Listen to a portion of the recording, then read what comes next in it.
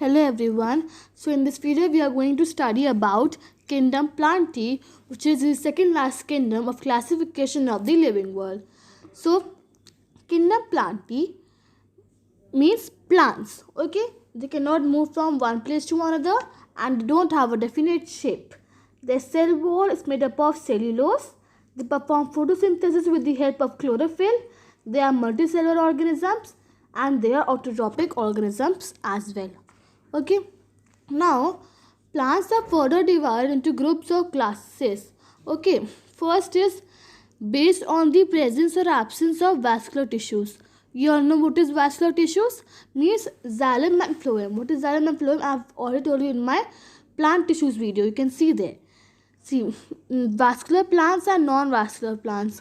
Vascular plants consist of xylem and phloem, and non-vascular plants doesn't consist of xylem and phloem. Vascular plants have true roots, stems and leaves. Non-vascular plants doesn't have any true roots, stems or leaves. Okay, vascular tissues can be compared to arteries and veins, a network of specialized cells that allows plant to transport water, minerals and sugar throughout the plant. Okay, xylem and phloem. Xylem is the water conducting tissue of the plant and phloem is the food conducting tissue of the plant. Now we will discuss about based on the nature of producing flowers or seeds. So there are two. First is cryptograms and phenograms. So what are they? Let's see the differences between cryptograms and phenograms. First is cryptograms. They reproduce by forming pores. They reproduce by forming seeds. Phenograms. Okay. Cryptograms, their reproductive organs are hidden and their reproductive organs are exposed. They are less evolved plants. They are highly evolved plants. Mostly Thallophyta, Bryophyta and Pedophyta are cryptograms. Means they are the types of cryptograms. And the types of phenograms are angiosperms and gymnosperms. Okay, examples for cryptograms you can say are mosses, ferns. Okay, and examples for phenograms you all can say that is mango, rose, pine, banyan, etc.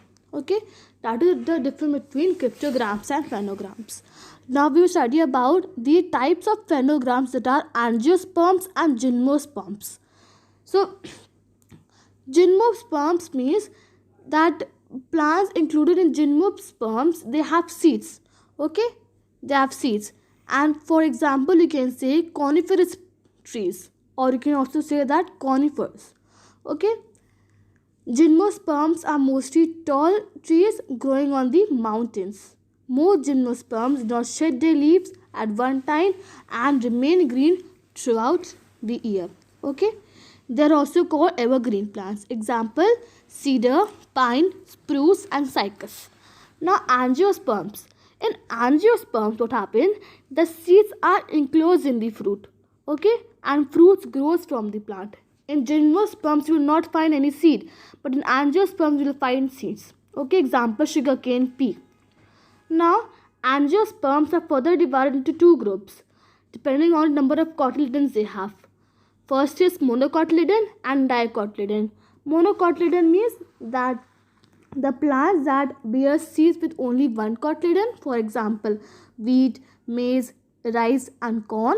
And dicotyledon means that the plants bear seeds with two cotyledons, for example gram, pea and bean. Okay, this is your about monocotyledon and dicotyledon. Angiosperms are further divided into groups that depend upon their size also. Okay, they are herbs, shrubs and trees. Now I hope that you all know the meaning of herbs, shrubs and trees. So let's discuss about the angiosperms, another type that are herbs, shrubs and trees.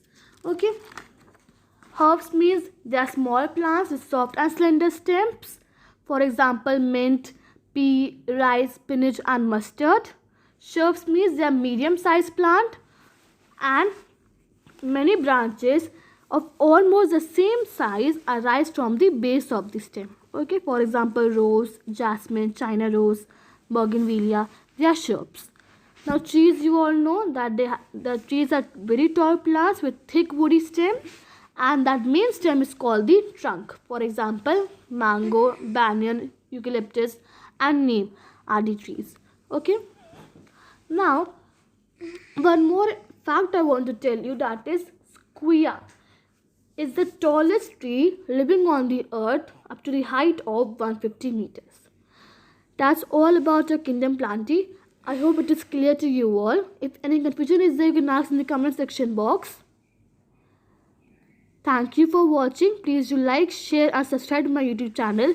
Don't forget to hit the bell icon to never miss any updates from my channel. Thank you everyone.